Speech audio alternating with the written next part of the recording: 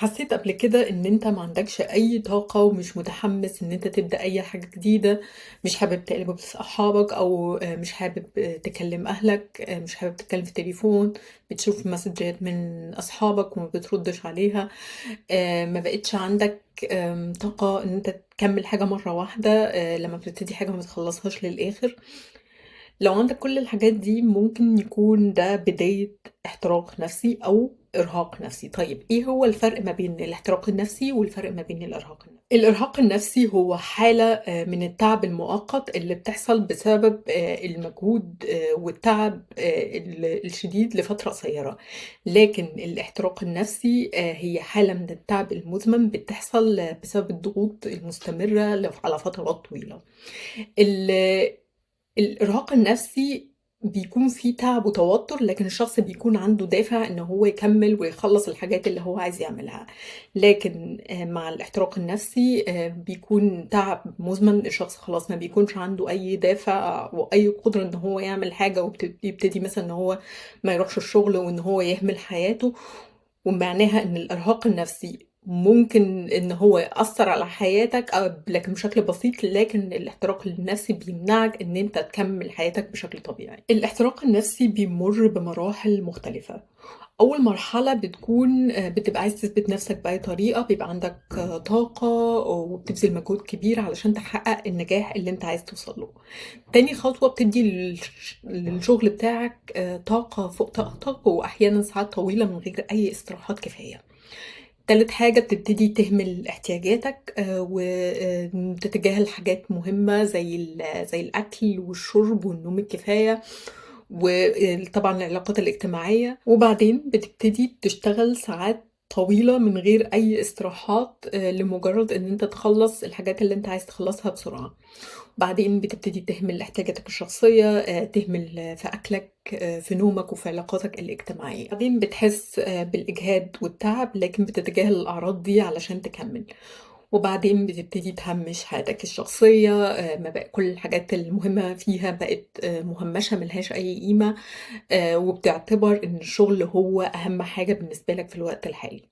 وبعدين بتبتدي تقلل من أهمية أو من شدة الأعراض اللي أنت بتحس بيها، وبتتجنب أي ملاحظات من الناس القريبين منك. وبعدين يبتدي الشخص إن هو يبعد عن أصحابه وعيلته، وإن هو يفضل العزلة.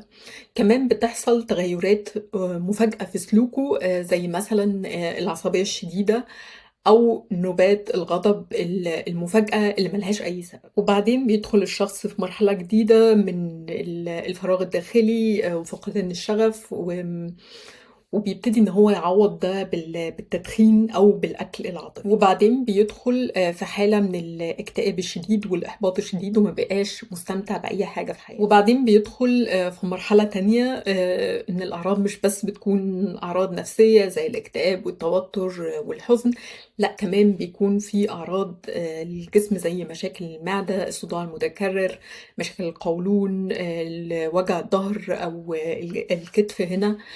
وبعد كده بقى بيوصل الشخص هنا لمرحلة أو آخر مرحلة، وهي مرحلة الاحتراق النفسي التام أو الإرهاق التام. طيب إزاي الشخص يقدر يتعامل مع الاحتراق النفسي؟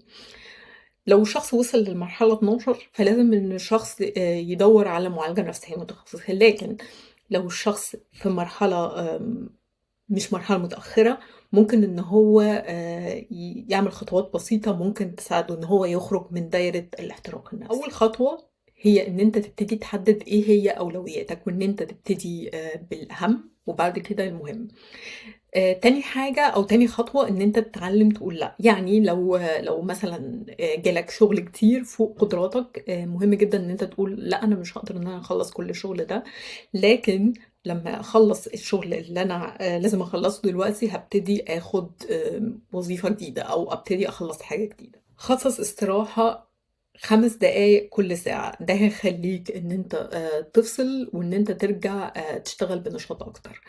كمان مهم جدًا إن أنت تفصل ما بين حياتك الشخصية والشغل، يعني الشغل ليه وقته وحياتك الشخصية ليها وقتها اللازم ليها. جرّب إن أنت تشتغل بذكاء من غير ما تضاعف جهدك، يعني إن أنت دايمًا يكون عندك خطة محددة وده هيخلّيك إن أنت تركّز في حاجة واحدة مش حاجات كتير، وهيخلّيك إن أنت تخلّص الحاجات اللي أنت لازم تعملها بسرعة ومن غير تأجيل ومن غير ما تتشتت انتباهك على حاجات مختلفة. اهتم بنفسك وبصحتك، يعني خُد كفايتك من النوم، اهتم بأكلك، اشرب مَيّة كفاية، مارس رياضة، تمارين التنفس، كل الحاجات دي هتخلّيك تركّز أكتر وهتخلّيك إن أنت تسترجع طاقتك وإن أنت تقلل من التوتر اللي أنت حاسس بيه. الاحتراق النفسي معناها إن في حاجة محتاجة تتضبط، سواء طريقة شغلك، نظرتك لنفسك، أو التوازن ما بين حياتك المهنية وحياتك الشخصية. الوعي بالمشكلة هو أول خطوة لحل المشكلة.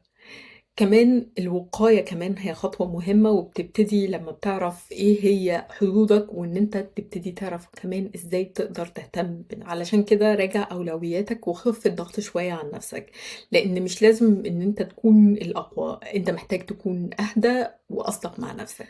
وبكده نكون وصلنا لنهاية موضوعنا النهارده، كانت معاكم نُهى موافي، باتمنى لكم يوم سعيد، مع السلامة.